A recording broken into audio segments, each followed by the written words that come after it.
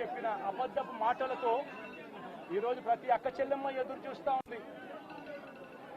ఆ రోజు చంద్రబాబు నాయుడు అన్న మాట, జగన్ అయితే కేవలం ఒక్క 15,000 మాత్రమే ఇస్తాడు పిల్లల్ని బడికి పంపిస్తే, చంద్రబాబు నాయుడు అధికారంలోకి వస్తే 15,000 నీకు, 15,000 నీకు, 15,000 నీకు, 15,000 నీకు, 15,000 నీకు, నలుగురున్నారా మీ ఇంట్లో పిల్లలు 60,000, మళ్ళా ఇంట్లో వాళ్ళ అమ్మను చూపించి నీకు 18,000.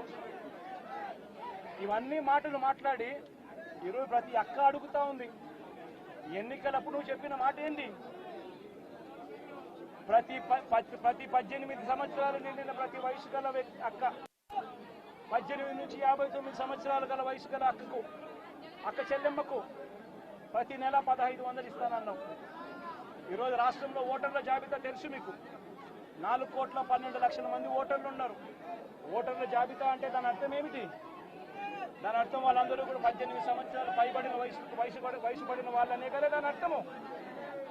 మరి అందులో 2,10,00,000 మంది అక్క చెల్లెమ్మలు ఉన్నారు, 18 సంవత్సరాలు పైచిలుకు పడిన వాళ్ళు.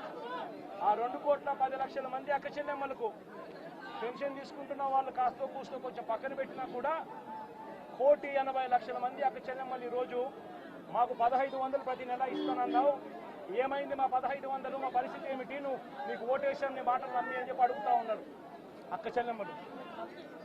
ప్రతి అక్క ప్రతి పిల్లలు అడుగుతా. జగన్మామ ఉన్నప్పుడు క్రమం తప్పకుండా జగన్మామ 15,000 మా అమ్మకి ఇచ్చేవాడు,